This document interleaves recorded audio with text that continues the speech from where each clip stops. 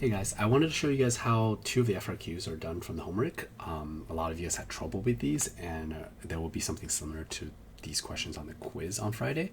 So make sure you guys look over this and make sure you know how to do the problem.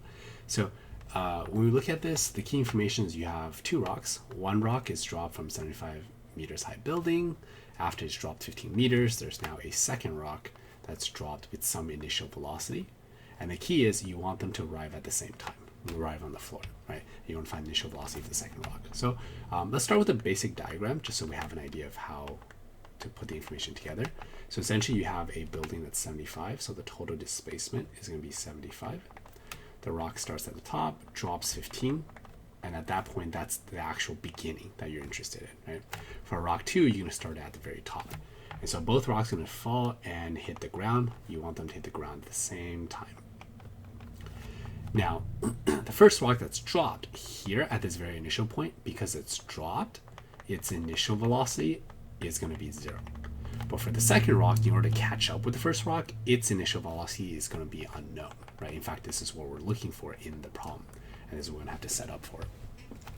So the main connection between the two rocks is their time has to be equal, right? Because they have to land at the same time, so time 1 and time 2. And so assuming the time for the first rock to drop 60 meters, not the whole 75, because you have to remember time only starts for the first rock after the first 15 meters.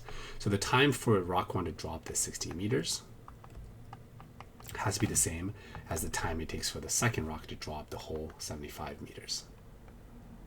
Right? So hopefully that makes sense. Everything is good there. So let's try to gather the information and kind of organize it. Generally, I suggest you kind of organize things with like this chart: V initial, V final, displacement, AT, and then we'll have it for rock 1 and rock 2. All right, so if you recall, we don't actually know the initial velocity of rock 1, so be careful there. We know the initial velocity for this part, the first 15 meters, but not the initial velocity here at the beginning of the 60 meter drop, right? And so we can figure that out in a second, but the point is this information is currently unknown, but we will find it. The displacement is going to be a negative 60 because it has to drop 60 meters. Gravity is going to be our acceleration, so negative g or negative 9.8. Right, that should be all familiar with you. And then the time is, once again, the other thing of interest, right? Because this will give us t1, the time for the first rock to fall, which has to be equal to t2 for the second rock. Let's just finish up filling this out. So also gravity rock 2, displacement on rock 2 is negative 75. VF is unknown. V initial is what we're actually interested in finding. Right, so if this seems confusing to you, if you're not sure how I got all these variables, or even if it seems like it makes sense, I want you guys to take the time to actually try it once yourself, because what you'll notice is when you have to do the problem yourself and organize it yourself, it's much harder than listening to me talk about it, right? So I would highly suggest you guys actually do it once yourself. That way you can see which part you understood and which part you're actually still struggling with.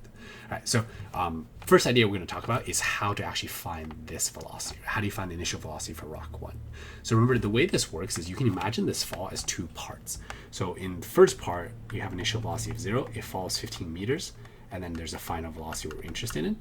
And then this essentially just carries over to a second problem, right? So the second half of the problem, it's now falling the rest of the 60 meters.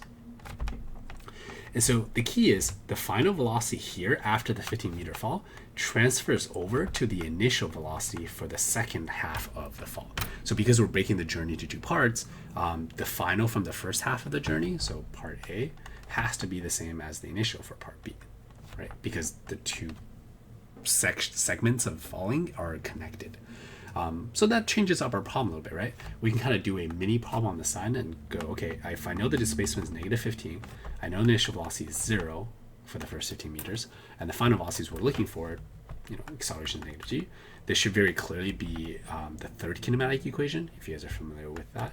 So Vf squared is equal to V initial squared plus 2AD. Right, so plug anything here, Vf squared is going to be equal to 0 squared, so that's gone. 2 times negative 9.8, that's the gravity.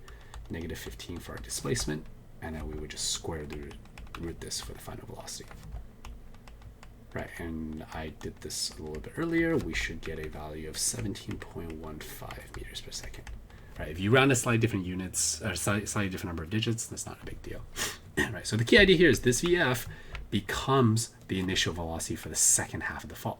So we know it's initially going at negative 17.15 meters per second. Why is it negative? Well, it's falling downwards, right? So we're going to have a negative 17.15 here. So from here, I'm not going to finish the rest of the problem. I do want you guys to still try it out a bit. But what you should be able to do is you should be able to use these 4 pieces of information to find the time, right? That's going to be using the second kinematic equation. It's going to be a quadratic. So it's a little bit messy, but it's doable. And then once again, we know it's the same time as the second rock, right? So we can carry that over, use that as the second rock's time. And then once we have that time, we now have these 4 pieces of information, which once again, by using the second kinematic equation, you should be able to find the initial velocity, right? So as a quick road map, so first we found V initial for rock 1 by using this idea of breaking the fall into 2 parts. Using this idea, we should be able to find the time for rock 1, which is then equal to the time for rock 2. And then for the third, use the time and everything to find the initial velocity for rock 2. So this is kind of the roadmap for the problem. Give it a try. If you guys are still having trouble with it, let me know. I'd be happy to help. Okay.